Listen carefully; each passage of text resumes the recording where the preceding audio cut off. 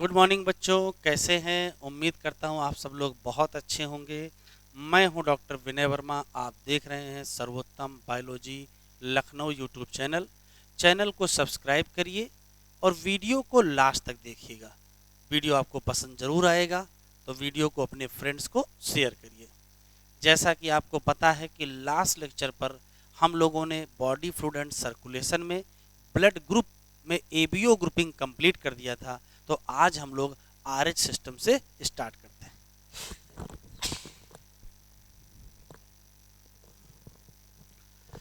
तो शुरू करते हैं आरएच सिस्टम या आरएच ग्रुपिंग।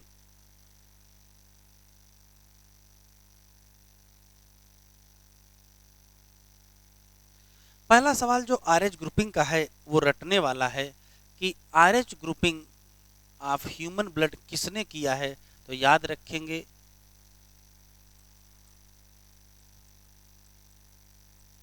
लैंडस्टीनर और Wiener. RH grouping of human blood done by, answer देंगे लैंडस्टीनर एंड वीनर। और कैसे क्या हुआ जरा देखिए। तो मान लेते हैं कि ये ह्यूमन की आरबीसी है और जितना पहले से पता है कि ह्यूमन की आरबीसी पर एक एंटीजन पाया जाता है जो कि हो सकता है कैपिटल ए एंटीजन हो सकता है कैपिटल बी एंटीजन हो सकता है दोनों एंटीजन हो, या हो सकता है एंटीजन ना हो। और ए और बी एंटीजन के द्वारा जो सिस्टम किया गया था उसको ए बी ओ सिस्टम कहते हैं। ये पहले से पता है। बाद में साइंटिस्ट को पता चला क्या कि ह्यूमन की आरबीसी पर एक और एंटीजन पाया जाता है, एन अदर एंटीजन। और इस एंटीजन की खास बात यह थी कि ये similar to antigen present in rhesus monkey. Rhesus monkey की आरबीसी पर एक एंटीजन पाया जाता था। रहीसस मंकी की आरबीसी पर एक एंटीजन पाया जाता था। वैसा ही एंटीजन हम लोगों में मिल गया और इसी नाते इस एंटीजन का नाम रख दिया गया आरएच एंटीजन। एक क्वेश्चन, आरएच एंटीजन प्रेजेंट भी हो सकता है और आरएच एंटीजन एब्सेंट भी हो सकता है। यदि आरएच एंटीजन प्रेजेंट है तो हम कहेंगे आरएच पॉजिटिव, और आरएच एंटीजन एब्सेंट है तो कहेंगे आरएच निगेटिव। एक क्वेश्चन, आरएच पॉजिटिव लगभग लगभग 80% ह्यूमन है।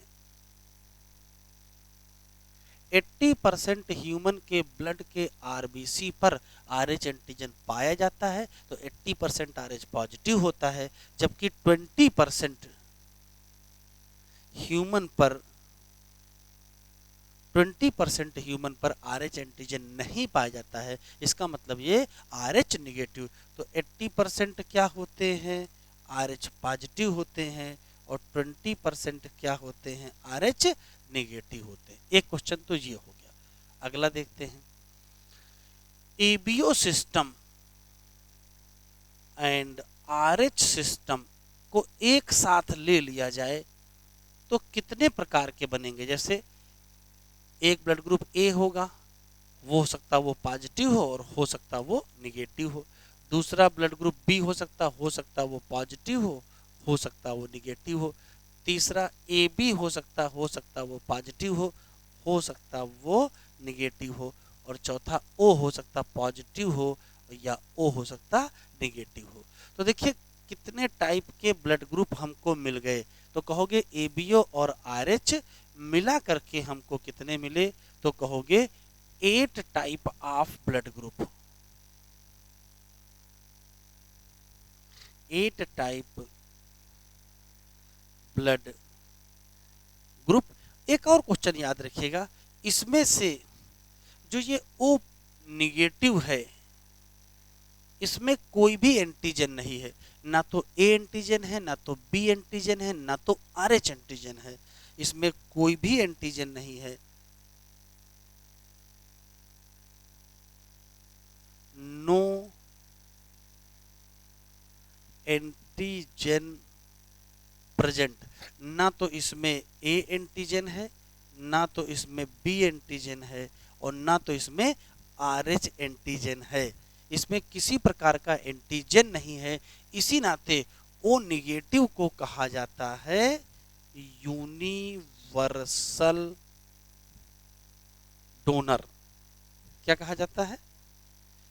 Universal donor. अगर आपसे क्वेश्चन पूछा जाए कि यूनिवर्सल डोनर कौन है, ओ पॉजिटिव है कि ओ निगेटिव, तो आंसर देंगे ओ निगेटिव, ठीक है। लेकिन जो ए बी पॉजिटिव है, इसमें ना तो एंटी ए पाया जाता है, ना तो एंटी बी पाया जाता है, ना तो आर एच एंटीबॉडी पाई जाती है, तो इसमें कोई भी एंटीबॉडी नहीं है। नो एंटीबॉडी मतलब ना तो इसमें एंटी ए है, और ना ही इसमें एंटी बी है, और ना ही आर एच एंटी है, कोई प्रकार का एंटीबॉडी नहीं पाया जाता है। और इसी नाते ए बी प्लस को कहते हैं यूनिवर्सल रेसिपिएंट, ठीक है। तो अगर क्वेश्चन पूछा जाए यूनिवर्सल रेसिपिएंट कौन है, तो यूनिवर्सल रेसिपिएंट होगा ए बी पॉजिटिव, और यूनिवर्सल डोनर कौन होगा, आंसर देंगे ओ निगेटिव, ठीक है। आगे देखते हैं। ब्लड ट्रांसफ्यूजन,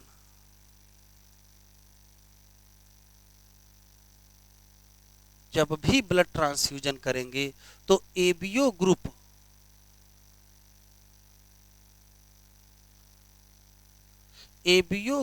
और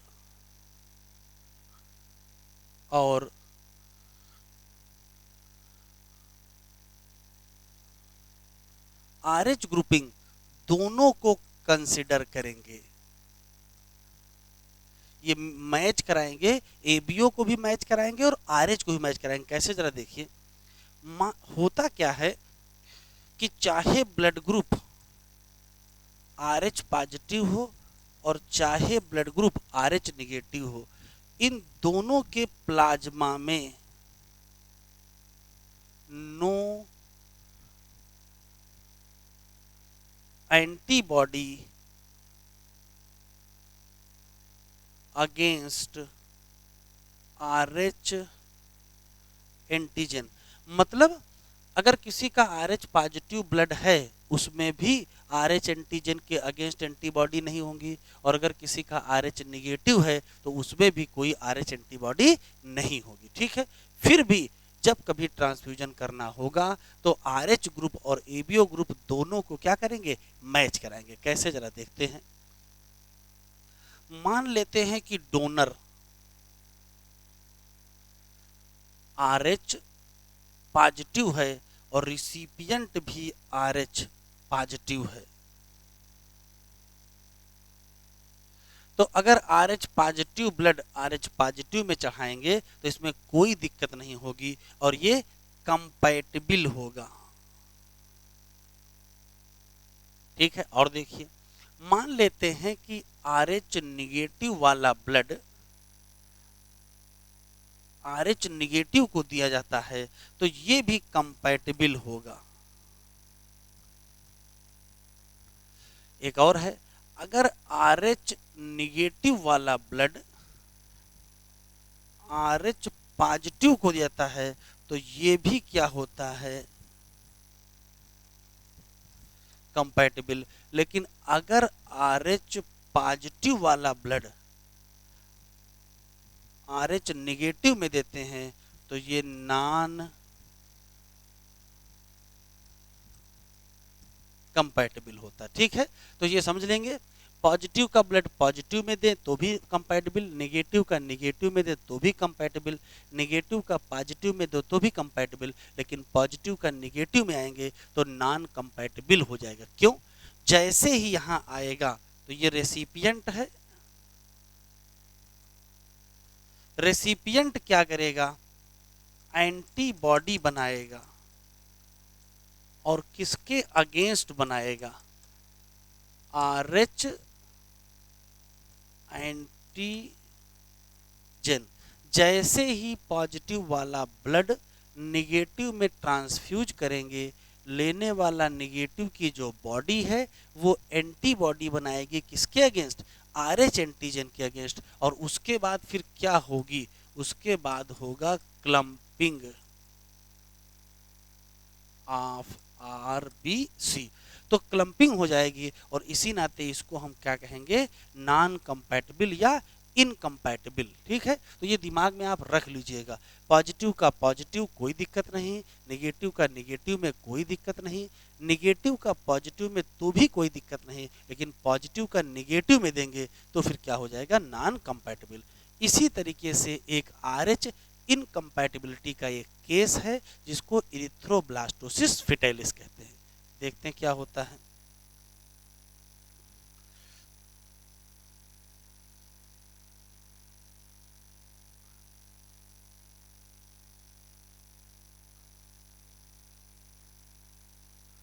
इरिथ्रोब्लास्टोसिस फिटाइलिस, पहला सवाल तो ये याद रखेंगे कि ये किसका केस है।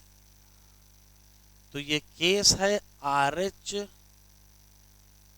इनकम्पैटिबिलिटी का। एक क्वेश्चन, ये कब देखने को मिलता है, तो जब फीटस, मदर और फादर, फीटस होता है RH पॉजिटिव, मदर होती है RH निगेटिव, और ऐसे केस में फादर होता है RH पॉजिटिव। तो दो क्वेश्चन तो आप रट लेंगे। ये कब देखने को मिलेगा, जब फीटस RH पॉजिटिव हो और मदर RH निगेटिव हो, तो RH इनकम्पैटिबिलिटी का एक केस बनता है जिसका नाम इरिथ्रोब्लास्टोसिस फिटाइलिस। अब क्या होता है आगे समझते हैं। मान लेते हैं कि ये मदर है, और मान लेते हैं ये फीटस है। ये है मदर और ये है फीटस, और मदर और फीटस के बीच एक कनेक्शन स्टैब्लिश होता है। ये तो मान लेते हैं कि ये है प्लेसेंटा। जितना पहले से पता है कि मदर क्या है, RH निगेटिव, फीटस क्या है, RH पॉजिटिव। और मान लेते हैं कि ये फर्स्ट प्रेगनेंसी है।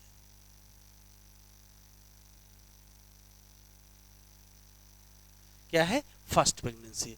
तो ये बात आप दिमाग में रखेंगे कि प्रेगनेंसी के दौरान फीटस का ब्लड और मदर का ब्लड कभी मिक्स नहीं होता है, क्योंकि दोनों ब्लड के बीच बैरियर होता कौन, प्लेसेंटा।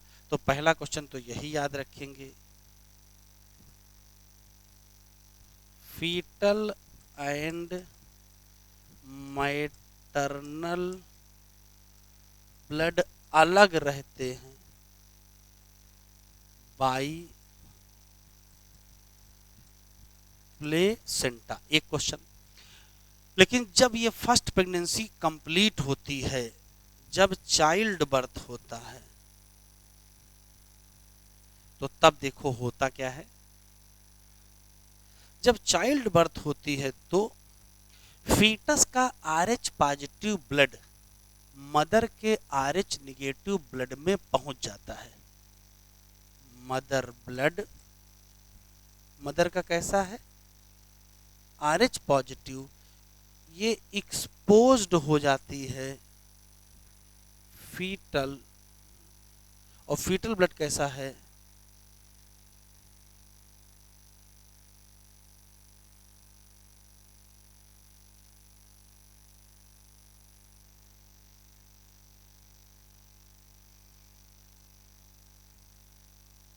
मदर क्या है, RH निगेटिव है, और एक्सपोज्ड हो गए है किसके द्वारा, फीटस का ब्लड, और फीटस का ब्लड क्या है, RH पॉजिटिव। तो देखिए हुआ क्या है, फीटस का RH पॉजिटिव ब्लड किसमें पहुंच गया, फीटस का RH पॉजिटिव ब्लड मदर में पहुंच गया। तो मैंने अभी आपको पीछे समझाया था, अगर पॉजिटिव ब्लड निगेटिव में पहुंचेगा तो फिर मदर की बॉडी क्या करेगी?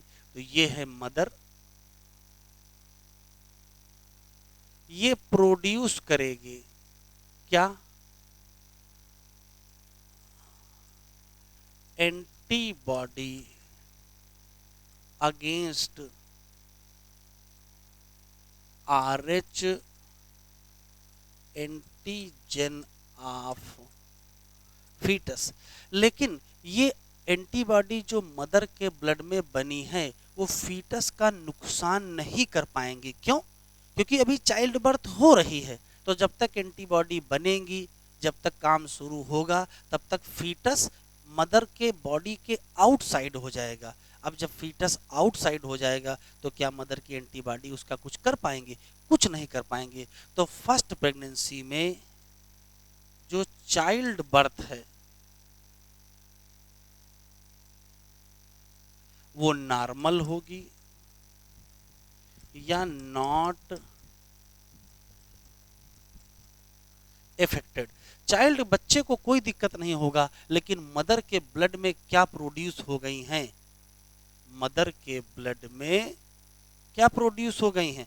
मदर के ब्लड में प्रोड्यूस हो गई हैं क्या? एंटीबॉडी। ठीक है, पहली प्रेगनेंसी का कॉन्सेप्ट आप समझ लीजिए। ये फर्स्ट प्रेगनेंसी है। फर्स्ट प्रेगनेंसी के दौरान मदर का ब्लड नेगेटिव है, फीटस का ब्लड पॉजिटिव है, दोनों का ब्लड प्लेसेंटा से सेपरेट है। मदर का ब्लड न तो फीटस में आता है, न तो फीटस का ब्लड मदर में जाता है। फिर भी क्या होता है, जब चाइल्ड बर्थ होती है तो मदर का RH नेगेटिव ब्लड एक्सपोज्ड हो जाता है किसके द्वारा? फीटस के RH पॉजिटिव से। उसका रिजल्ट होता है मदर में प्रोड्यूस होती है एंटीबॉडी अगेंस्ट RH एंटीजन। फिर क्या होगा? लेकिन ये एंटीबॉडी इस फीटस का कोई नुकसान नहीं कर पाएंगे क्योंकि इसकी बर्थ हो जाएगी, और ये फर्स्ट जो बर्थ है या फर्स्ट जो चाइल्ड है उस पर ज़्यादा इफेक्ट नहीं पड़ेगा। ठीक है, अब आगे देखते हैं। मान लेते हैं कि ये सेकेंड प्रेगनेंसी है।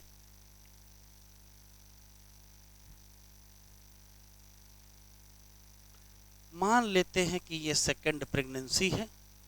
सेकेंड प्रेगनेंसी में भी अभी वही स्थिति है। ये है मदर, ये है फीटस, और ये है प्लेसेंटा अम्बिलिकल कार्ड, ये है प्लेसेंटा। इस मदर की खास बात ये है कि मदर में क्या है? एंटी-RH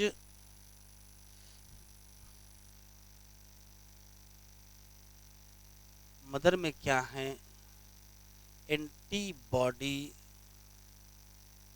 against RH antigen. RH antigen के अगेंस्ट एंटीबॉडी मदर के ब्लड में हैं। ठीक है, बच्चा फिर से क्या है? देखिए, मदर अभी वही है, मतलब RH नेगेटिव। न्यू फीटस जो ये सेकेंड प्रेगनेंसी है उसमें भी बच्चा क्या है? RH पॉजिटिव है। तो ये है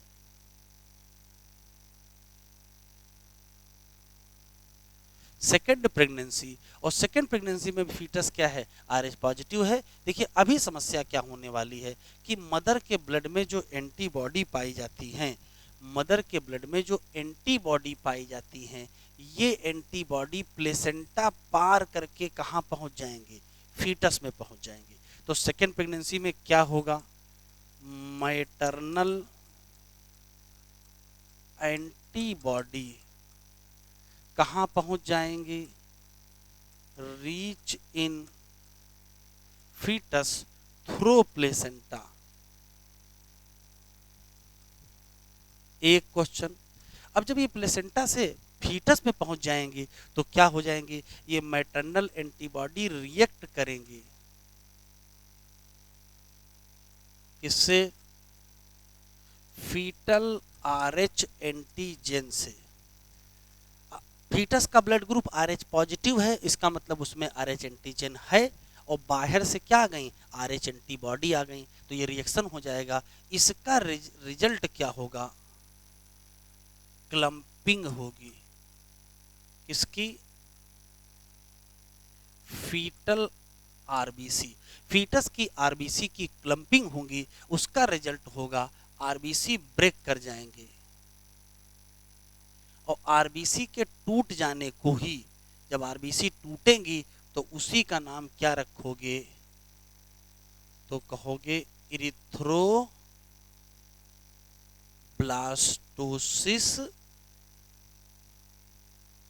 फिटाइलिस। तो सेकेंड प्रेगनेंसी में फिर होने वाला क्या है, या तो चाइल्ड या फीटस की क्या हो जाएगी, डेथ हो जाएगी। और अगर डेथ नहीं होगी तो इसका जन्म होगा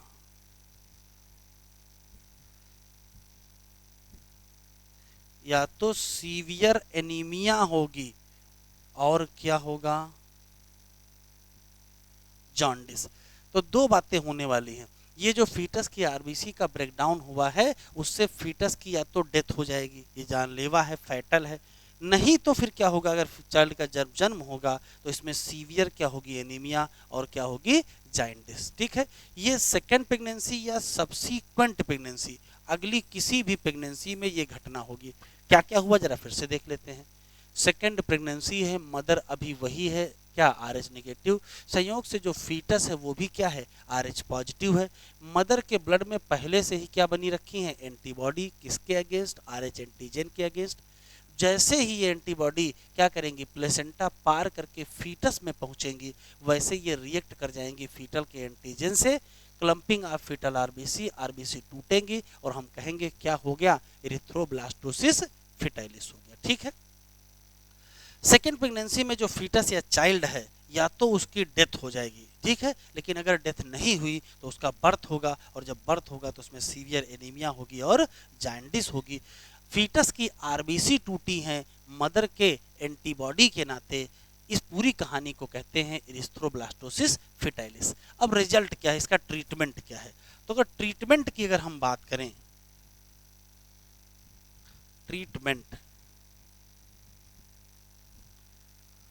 ट्रीटमेंट सिर्फ एक है, क्या, ये जो मदर के ब्लड में एंटीबॉडी बनी है अगर इनको न्यूट्रलाइज कर दिया जाए, फर्स्ट प्रेगनेंसी के बाद, फर्स्ट चाइल्ड बर्थ के बाद मदर के ब्लड में जो एंटीबॉडी बनी है उनको अगर न्यूट्रलाइज कर दिया जाए तो फिर सेकेंड प्रेगनेंसी में कोई समस्या नहीं आएगी। तो ट्रीटमेंट क्या है, तो ट्रीटमेंट ये है कि मदर को दिया जाए, मदर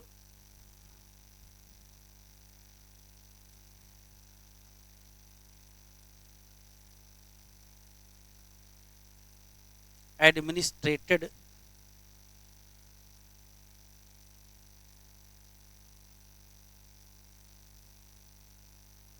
मदर को एडमिनिस्ट्रेट किया जाए, क्या, तो याद रखेंगे एंटी आर एच एंटीबॉडी, ये मदर को देना है, किसको देना है बेटा, मदर को देना है, क्या देना है, एंटी आर एच एंटीबॉडी देना है। और कब देना है,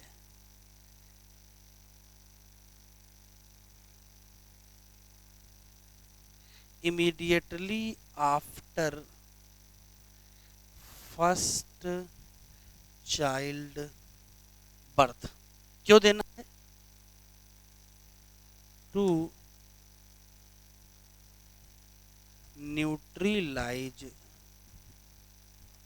मैटरनल एंटीबॉडी, माँ की एंटीबॉडी को न्यूट्रलाइज करने के लिए मदर को क्या देना है, एंटी आर एच एंटीबॉडी देना है। और कब देना है, immediately after first child birth, याद रखिए फर्स्ट चाइल्ड बर्थ के बाद देना है। ठीक है बेटा, अब इस बात को हम लोग एनसीईआरटी से पढ़ लेते हैं। ठीक है,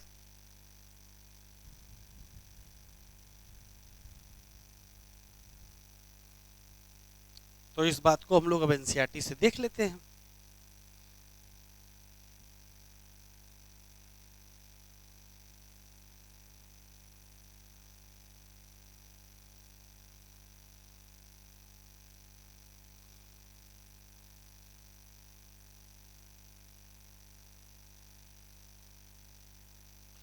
ये आर एच ग्रुपिंग इसमें दिया हुआ है, देखते हैं। लिखा है एक और एंटीजन जिसका नाम क्या है, आर एच एंटीजन, जो सिमिलर है उस एंटीजन के जो प्रेजेंट है किसमें, रहीसस मंकी। इसी नाते इसका नाम क्या रखना पड़ा, आर एच। ये कहाँ देखा गया, surface of RBC of majority कितने, 80% ह्यूमन। ऐसे इंडिविजुअल को क्या कहा गया, आर एच पॉजिटिव। लेकिन ऐसे लोग जिसमें ये एंटीजन क्या था, एब्सेंट था, उनको क्या कहा गया, आर एच निगेटिव कहा गया। आर एच निगेटिव पर्सन, ये बहुत लाइन इंपॉर्टेंट है, आर एच निगेटिव पर्सन अगर एक्सपोज्ड हो जाए किसके द्वारा, आर एच पॉजिटिव ब्लड के द्वारा, तो फिर स्पेसिफिक एंटीबॉडी बनेगी किसके अगेंस्ट, आर एच एंटीजन के अगेंस्ट। इसका मतलब है कि आर एच ग्रुप को भी क्या कर लेना चाहिए, मैच कर लेना चाहिए बिफोर द ट्रांसफ्यूजन। एक स्पेशल केस है किसका, आर एच इनकम्पैटिबिलिटी का या मिस मैचिंग का। ऑब्जर्व किया है कब, जब आर एच निगेटिव ब्लड है किसका, प्रेग्नेंट मदर का, और आर एच पॉजिटिव ब्लड है किसका, फीटस का। ऐसे केस में R H antigen of foetus do not get expose to R H negative blood of mother in first pregnancy. Pregnancy के दौरान कभी एक्सपोज नहीं करते हैं, क्यों, क्योंकि दोनों ब्लड क्या होते हैं, सेपरेट होते हैं किसके द्वारा, प्लेसेंटा। लेकिन ड्यूरिंग द डिलीवरी ऑफ क्या, फर्स्ट चाइल्ड, यहाँ संभावना है कि एक्सपोजर हो सके किसका, मैटरनल ब्लड का, किसके द्वारा, small amount of R H positive blood. Maternal blood में क्या आ जाए, आर एच पॉजिटिव आ जाए, कहाँ से, फीटस से। ऐसे केस में जो मदर है वो प्रोड्यूस करेगी एंटीबॉडी किसके अगेंस्ट, आर एच एंटीजन के against in her blood. In case of subsequent, अगर अगली कोई प्रेगनेंसी हुई तो ये जो आर एच एंटीबॉडी हैं कहाँ हैं, मदर में, और मदर स्वयं क्या है, आर एच निगेटिव, ये लीक करेंगी, कहाँ पहुंच जाएंगे, ब्लड ऑफ फीटस में, और फीटस क्या है, आर एच पॉजिटिव, तो डिस्ट्रॉय कर देंगे किसको, फीटल के आरबीसी को। और ये हो सकता है जानलेवा, हो सकता है उस फीटस की डेथ हो जाए, या अगर उसका जन्म भी होगा तो सीवियर एनीमिया होगी और साथ में सीवियर जॉन्डिस। ऐसी ही कंडीशन को कहते हैं एरिथ्रोब्लास्टोसिस फिटाइलिस, और इसको एवॉइड किया जा सकता है क्या दे करके, ये बहुत इंपॉर्टेंट है, क्या दे करके, तो कहोगे एंटी आर एच एंटीबॉडी देना है, और किसको देना है, मदर को देना है, और कब देना है, immediately after the delivery of क्या, फर्स्ट चाइल्ड। फर्स्ट चाइल्ड की डिलीवरी के बाद इसको दे देना है, ठीक है बच्चों। तो ये हम लोगों ने आर एच ग्रुप कंप्लीट कर लिया है। अगले लेक्चर में हम आपको ब्लड क्लॉटिंग पढ़ाएंगे, साथ में टिश्यू फ्लूइड और सर्कुलेटरी पाथवे। बाय बाय बच्चों।